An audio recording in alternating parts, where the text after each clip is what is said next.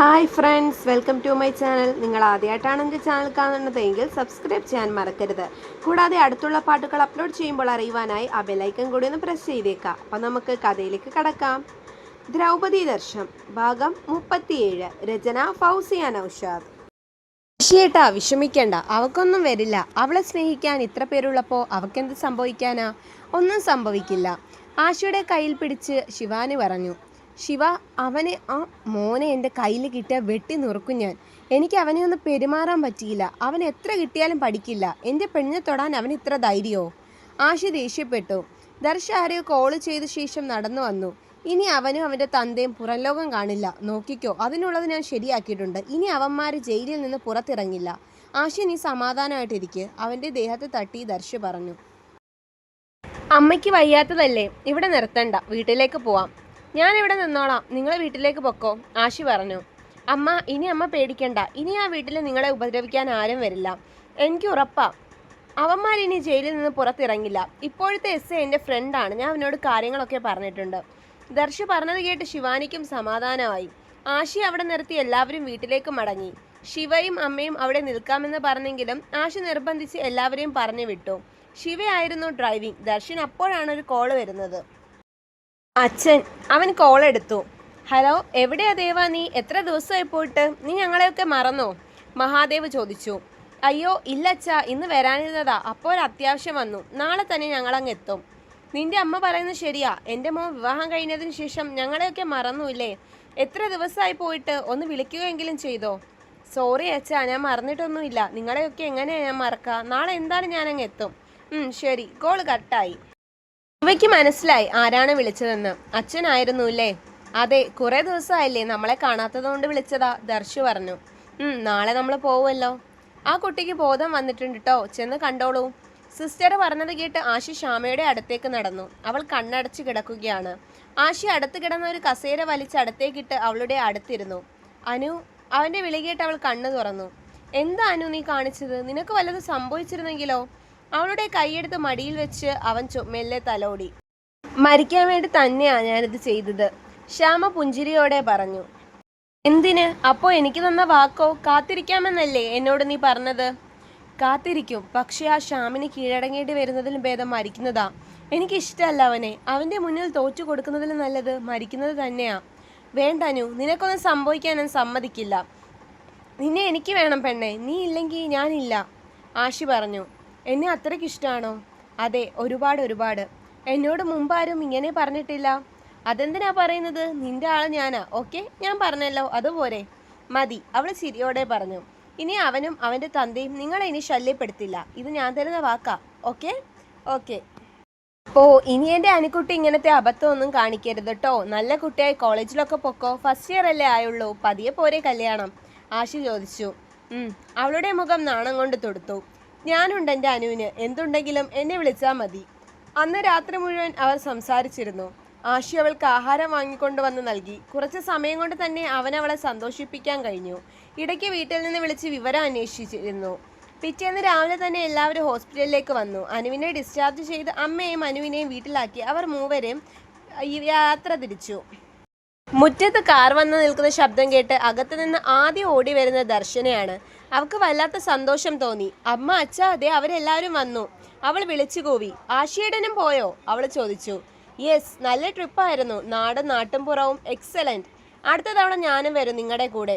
ആയിക്കോട്ടെ തമ്പുരാട്ടി. കോളേജിൽ പോയില്ലേ ഇന്ന്? എനിക്ക് എക്സാം നടക്കുക, ഇന്ന് ലീവാണ്. ഏട്ടൻ നല്ല ആളാ, ഇത്ര ദിവസമായിട്ട് ഒന്ന് വിളിച്ചോ? അവൻ മുഞ്ചിരിച്ചു. നീയോ എന്നെ വിളിച്ചില്ലല്ലോ. ഓ, ഇപ്പൊ അങ്ങനായോ? ഏട്ടത്തെയും കണക്കാ. അച്ഛനും അമ്മയും ഇറങ്ങി വന്നു. വന്ന പാടെ അവരെ നിർത്തി ചോദ്യം ചെയ്യാതെ അകത്തേക്ക് കയറി വാ മക്കളെ, മഹാദേവ് വിളിച്ചു. ശിവയെ പോലെ തന്നെ ആശിക്കും അയാളോട് പുച്ഛം തോന്നി. അവനത് പുറത്ത് കാണിച്ചില്ല. മഹാദേവിന് നല്ല ഭയമുണ്ടെന്ന് അവന് മനസ്സിലായി. ഇനി ദർശ സത്യമൊക്കെ അറിഞ്ഞ് മാറിയിട്ടുണ്ടാവുമോ? അതായിരുന്നു അയാളുടെ പേടി. അമ്മ കുടിക്കാൻ എടുക്കാം. ആശിമോനെ വാ, അകത്തേക്കിരിക്ക്. സുഭദ്രാമ തണുത്ത ജ്യൂസ് കൊണ്ടുവന്ന് മൂവർക്ക് നൽകി. എന്തൊക്കെയാണ് നാട്ടിലെ വിശേഷങ്ങൾ? മഹാദേവ് തിരക്കി. നല്ല വിശേഷം അച്ഛാ. പ്രത്യേകിച്ച് എന്താ, എല്ലാവരും സുഖമായിട്ടിരിക്കുന്നു. ഇനി പോകുമ്പോൾ നമുക്ക് എല്ലാവർക്കും കൂടി പോവാം, അർത്ഥം വെച്ച പോലെ ശിവാനി പറഞ്ഞു. അത് ശരിയാ, ഇനി പോകുമ്പോൾ നമുക്ക് എല്ലാവർക്കും കൂടി പോവാം, അല്ലെങ്കിലും പോവേണ്ടി വരും. ആശിയെ നോക്കി കളിയാക്കി ദർശ് പറഞ്ഞു. ആശി അവനെ ചമ്മലോടെ നോക്കി. യാത്രയിൽ തടസ്സമൊന്നും ഉണ്ടായില്ലല്ലോ. ശിവയുടെ അമ്മയും അനിയത്തിയും ഒക്കെ കണ്ടോ? സുഭദ്രാമ്മ ചോദിച്ചു. എല്ലാവരെയും കണ്ടു. എല്ലാവരും സുഖമായിട്ടിരിക്കാം. എന്നാൽ എല്ലാവരും പോയി ഫ്രഷ് ആവ്. ആഹാരം എടുത്തു വയ്ക്കാം. ആഷിമോനെ ഒന്ന് റെസ്റ്റ് എടുക്കൂട്ടോ. ആഹാരമൊക്കെ കഴിച്ചിട്ട് വീട്ടിലേക്ക് പോവാം. ദച്ചു മുറി റെഡിയാക്കി കൊടുക്ക്. വാ, സെറ്റാക്കാം. ദർശും ശിവയും അവരുടെ മുറിയിലേക്കും ആഷി ദർശനയുടെ പിന്നാലെ ഗസ്റ്റ് റൂമിലേക്കും നടന്നു. അവൾ മുറിയിലെ ബെഡ്ഷീറ്റൊക്കെ നേരെയാക്കി. ആഷി അവളുടെ തലക്കിട്ട് തട്ടി. റൂം ഒരുക്കാനൊക്കെ കൊള്ളാമല്ലോ. ഇനി എത്രയും വേഗം കെട്ടിച്ചു വിട്ടാൽ മതിയല്ലേ? അവൻ കളിയാക്കി ചോദിച്ചു. അത് കേട്ട് അവളുടെ മുഖത്ത് നാണം പ്രത്യക്ഷമായി. കെട്ടണം ആഗ്രഹമുണ്ട്, പക്ഷേ വീട്ടിലുള്ളവർക്ക് എന്നെക്കുറിച്ചൊരു ചിന്തയില്ല. ആഷിയേട്ടൻ അവരോടൊക്കെ ഒന്ന് പറയൂ. അയ്യടി, കെട്ടാ മുട്ടി നിൽക്കുക. ഇപ്പോൾ തന്നെ കെട്ടിക്കാടി നിന്നെ. എന്തിനാ ഒരു പാവപ്പെട്ടൻ്റെ ജീവിതം നേരത്തെ നശിപ്പിക്കുന്നേ? ആ പാവപ്പെട്ടോ നിങ്ങൾ തന്നെയാ മനുഷ്യ, അവൾ മെല്ലെ പറഞ്ഞു. നീ എന്താടി പറഞ്ഞത്? വല്ലതും പറയാനുണ്ടെങ്കിൽ ഉറക്കെ പറയടി. ഒന്നുമില്ല, ഭാഗ്യവാനായിരിക്കും എന്ന് പറഞ്ഞതാ. എന്നെ കെട്ടുന്ന ആളെ ഞാൻ രാജാവിനെ പോലെ നോക്കും. ഈ ചിരിപ്പിക്കാതെ പോടി പെണ്ണെ. അവൾ ആഷിക്ക് ഫ്രഷ് ആവാനുള്ള ഡ്രസ്സും ടവലും ഒക്കെ എടുത്തുകൊണ്ട് വന്ന് നൽകി. ദർശൻ എന്തെങ്കിലും മാറ്റമുണ്ടോ? അവൾ അവനോടൊക്കെ പറഞ്ഞിട്ടുണ്ടാവോ? അന്ന് അവരുടെ യാത്ര മുടക്കാൻ ശ്രമിച്ചപ്പോൾ ആരാണ് അതിന് തടസ്സം നിന്നത്? അവളുടെ പുറകിലുള്ള ആ ശക്തി ആര്? അനേകം ചോദ്യങ്ങളുമായി മഹാദേവ് മുറിയിൽ അങ്ങോട്ടും ഇങ്ങോട്ടും നടന്നു. താൻ ഏറ്റവും കൂടുതൽ ഭയക്കുന്നത് ആ ദിവസമാണ്. ദർശ എല്ലാം അറിയുന്ന ആ ദിവസം. ഇല്ല, അതൊരിക്കലും സംഭവിക്കരുത്. എൻ്റെ മോനെ എനിക്ക് എതിരെ നിൽക്കരുത്. അവരുടെ നന്മ മാത്രമേ ഞാൻ നോക്കിയിട്ടുള്ളൂ. വാതിൽ തട്ടുന്ന ശബ്ദം കേട്ട് മഹാദേവ് അങ്ങോട്ട് നോക്കി. തല തുവർത്തി നനഞ്ഞ മുടി കുടഞ്ഞിട്ട് ദർശ മുറിയിലേക്ക് വന്നു. മോനോ, ഇരിക്ക്. റെസ്റ്റ് എടുത്തില്ലേ? ഇല്ല അച്ഛാ, അമ്മ പറഞ്ഞു അച്ഛൻ എന്നെ വിളിച്ചെന്ന്. എന്തു പറ്റി അച്ഛാ? മോനെ കണ്ടിട്ട് കുറച്ച് ദിവസമായില്ലേ? ഈ ശിവാനിയുടെ അമ്മ അനിയത്തിയൊക്കെ എങ്ങനെയാ? അച്ഛനില്ലേ അവക്ക്? അവളുടെ അച്ഛൻ ചെറുപ്പത്തിലെ മരിച്ചു വെച്ചാ. പിന്നെ അമ്മ രണ്ടാമത് കെട്ടി. അയാൾക്കൊരു മോനും ഉണ്ട്. അമ്മ അനിയത്തിയും പാവമാ, അവൻ പറഞ്ഞു. ദർശന്റെ ആ നിഷ്കളങ്കമായ സംസാരത്തിലൂടെ അയാൾക്ക് കാര്യങ്ങളൊക്കെ പഴയ പോലെ തന്നെയാണ് എന്ന് മനസ്സിലായി. കമ്പനിയിലെ കാര്യങ്ങളൊക്കെ മുടങ്ങിക്കിടക്കുക. എനിക്ക് വയ്യാത്തത് കൊണ്ട് ഞാൻ പോയിട്ടില്ല. ശ്വേതയാണ് നോക്കിയിരുന്നത്. വാട്ട്? അവളോ? അവളെന്തിനാ ഇതിലേക്ക് വലിച്ചിഴിച്ചത്? അവൾ നമ്മുടെ കമ്പനി തകർക്കാൻ നോക്കിയിരിക്കുകയാണെന്ന് അച്ഛൻ അറിയില്ലേ? നോ, നീ എന്താ ദേവ പറയുന്നേ? ആ കുട്ടി നല്ല കുട്ടിയാ. അവൾ എനിക്ക് എൻ്റെ മോളെ പോലെയാ. അവക്ക് നമ്മളെ നല്ല കാര്യമാ. ഞാൻ മോളെ ഈ വീട്ടിലേക്ക് കൂട്ടിക്കൊണ്ടു വരായിരുന്നതല്ലേ. അവക്കും വലിയ ആഗ്രഹമായിരുന്നു. നീ ഒക്കെ നാശമാക്കി. എന്നിട്ടും അവക്ക് നമ്മളോടൊരു പരിഭവവും ഇല്ല. അതാ ഞാൻ പറഞ്ഞേ ആ കുട്ടി പാവമാണെന്ന്. ഇനി അവളെ എവിടേക്ക് കയറ്റണ്ട. എനിക്കറിയാം കമ്പനി കാര്യങ്ങൾ നോക്കാൻ. ഞാനും ആശയും നോക്കിക്കോളാം. എനിക്കിഷ്ടമല്ല നമ്മുടെ കമ്പനിയിൽ പുറത്തുനിന്ന് ഒരാൾ വരുന്നത്. ഓക്കെ മോൻ്റെ ഇഷ്ടം. ഇനി ലീവ് എടുക്കാൻ പറ്റില്ല കേട്ടോ. കാര്യങ്ങളൊക്കെ നോക്കണം. ഓക്കെ അച്ഛാ. അവൻ പുറത്തേക്ക് പോയി. അതിന് പിന്നാലെ ശിവാനി മുറിയിലേക്ക് വന്നു. നീ ആരോട് ചോദിച്ചിട്ടാടി ഈ മുറിയിലേക്ക് കയറിയത്? അയാളുടെ ചോദ്യം വകവയ്ക്കാതെ അവൾ കസേര വലിച്ചിട്ട് അതിൻ്റെ മേലെ മേൽ കാല് കയറ്റി വെച്ചിരുന്നു. അതെന്ത് ചോദ്യമാ? ശ്വേത മാത്രമാണോ നിങ്ങളുടെ മോള്? ഞാനും നിങ്ങളുടെ മോളെ പോലെയല്ലേ? മോള്, അതിനുള്ള യോഗ്യത നിനക്കുണ്ടോടി? ശരിയാ. എൻ്റെ അച്ഛനാവാനുള്ള യോഗ്യത നിങ്ങൾക്കില്ല. എൻ്റെ അച്ഛനോട് താരതമ്യം ചെയ്യാൻ പോലും നിങ്ങൾക്ക് യോഗ്യതയില്ല. ചിലക്കാതെ ഇറങ്ങി പോടി. എൻ്റെ മോൻ്റെ ജീവിതത്തിൽ നിന്ന് നിന്നെ ഞാൻ ഇറക്കി വിടും. നീ നോക്കിയിരിക്കത്തേ ഉള്ളൂ. ഒരു തവണ നിങ്ങൾ എന്നെയും ദേവേട്ടനെ അകറ്റി. ഇനി ഒരിക്കൽ കൂടി അതിന് അവസരം നിങ്ങൾക്ക് ഞാൻ തരില്ല. പിന്നെ നിങ്ങൾക്കിപ്പോൾ ഭയം ദേവേട്ടനെ ഞാൻ പഴയതുപോലെ ഒക്കെ അറിയിക്കുമെന്നല്ലേ?